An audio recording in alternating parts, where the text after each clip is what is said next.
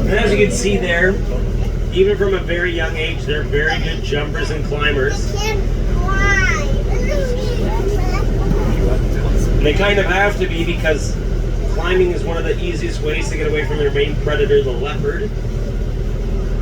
So these guys will climb to the tops of trees, especially come nightfall, because it offers them the best protection. Your vertebrae, and that prevents them from rolling all the way over, so they can only roll on one side and then get up and then roll on the other. I want to go. The record being 3 minutes.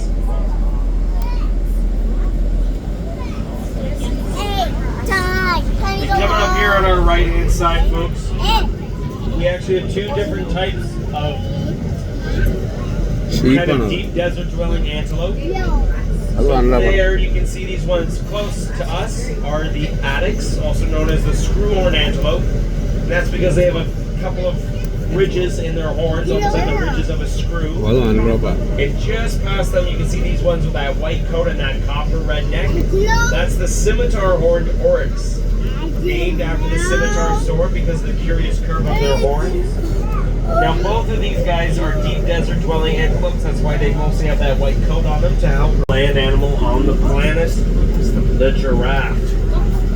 When first born, they will stand around 6 feet tall and weigh 130 pounds, but when fully grown, they can stand at over 20 feet tall and weigh as much as 3,200 pounds.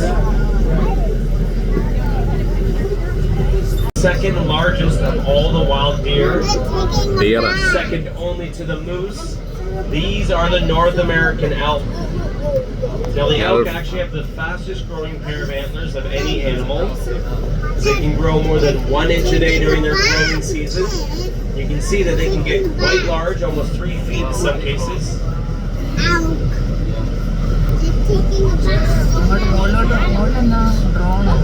Now the Native Americans would call them wapiti, which means the white rump.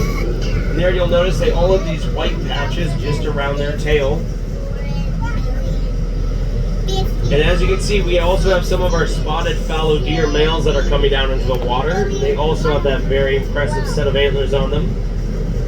Now the spurs, kind of fuzzy looking, almost like a soft velvet texture to them. And that's because they're covered in a very thin layer of skin that helps to protect them. It helps them grow very quickly because it supplies them with a rich amount of blood. Now, usually around mid to late August, that's when they'll actually start to shed this velvet because their antlers would have gotten to their full size. And it can look pretty messy when that happens, but it's a very natural process of your antlers growing and shedding.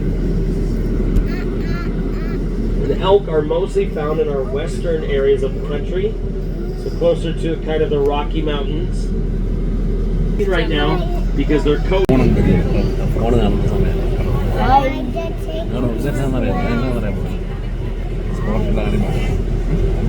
don't want. I love watching the animals. There you can also see we've got quite a few very young spotted fallow deer. Wow, look at the babies. Babies?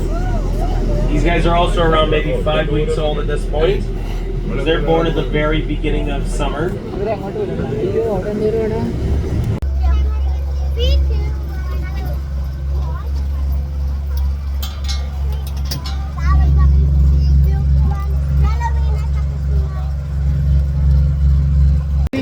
2 trumpeter swans and their babies.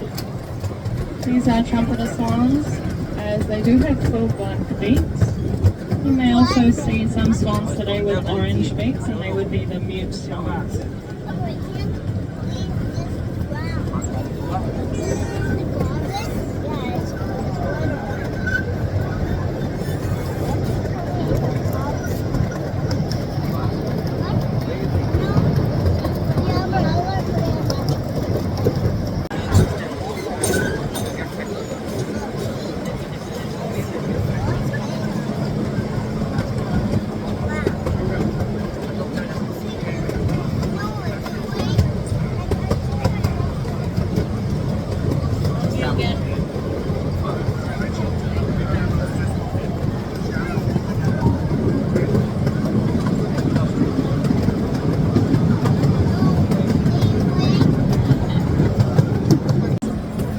15,000 square foot ventilation system, heated floors and natural lighting.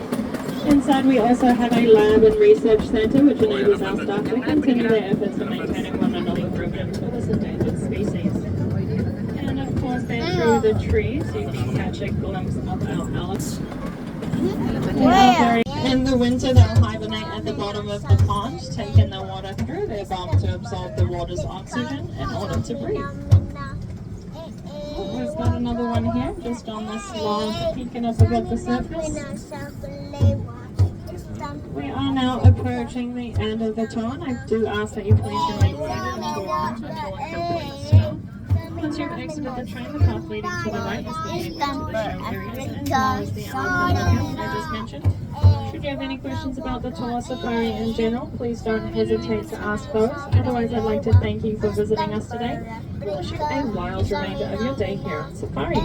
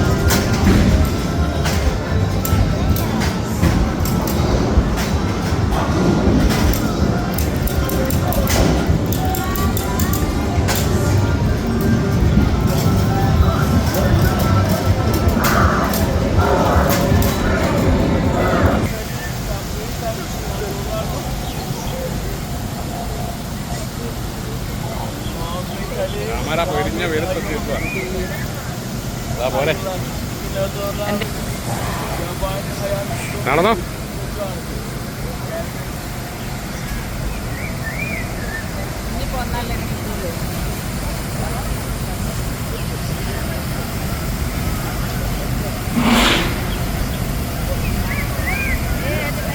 Maruti. Very much fun. Can you pass me the car keys? Oh ya. There we go. ഞാൻ കാറെ പോയിരുന്നു. ചില്ലൊക്കെ താത്തു കേട്ടോ. ഓണാക്കിയിട്ട് chilli താത്തു.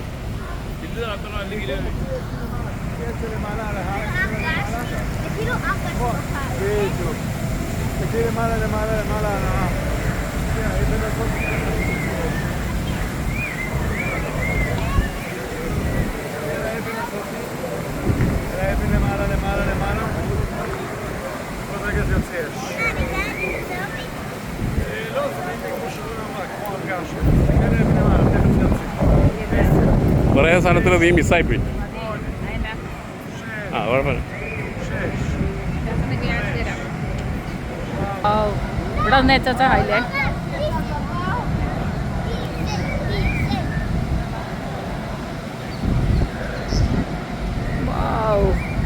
എനിക്കിവിടെ അവിടെ നിൽക്കാം. ഞാൻ picture എടുത്തു തരാം ആ അതിൻ്റെ അവിടെ നിന്ന്.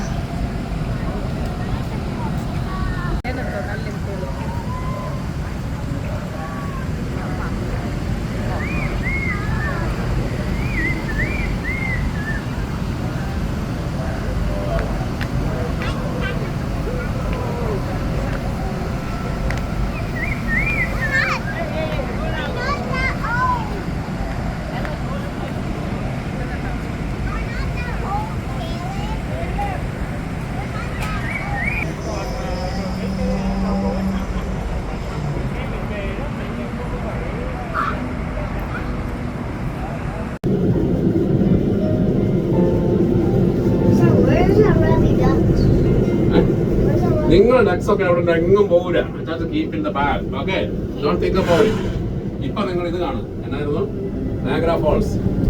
കൊച്ചാ ഡോറിന്റെ അടുത്തേക്ക് പോലെ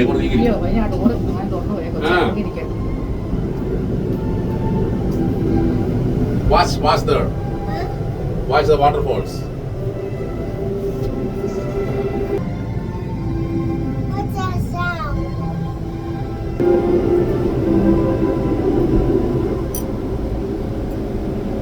Austin, what did I get, Austin? Look, Austin, here. Often. Look, I see the train. നമ്മളെ അറിയാവോ? അറിയത്തില്ലാത്തോണ്ടാണ് ഇപ്പോൾ ഒന്നും കയറാൻ കൊള്ളുകയാണ്. എന്റെ മടി വന്നിരിക്കുന്നത് please. Austin, don't play. Wawa, you come here. On my lap. Oh, അപ്പോഴത്തേക്കും അവിടെ ഭക്ഷണം അവിടെ നിന്ന് പോലെ പോകണ്ട, ഡോറിന്റെ അടുത്തേക്ക് പോകണ്ടെന്ന്. With that, our tour comes to an end. As we approach the docking area, I ask again that you please remain seated and secure, as this is a bump dock, meaning I must bump the dock in order to dock this boat. I'm gonna let you folks know I'm just doing a lunch break right now. I am not the best boat driver there is in the entire world, so hold on tight and expect those bumps. Should you have any questions about the tour or safari in general, I'll be happy to try and answer them for you. I'd like to thank you all for joining us at African Lion Safari today and joining me here on this tour, and I hope you have a wild rest of your day.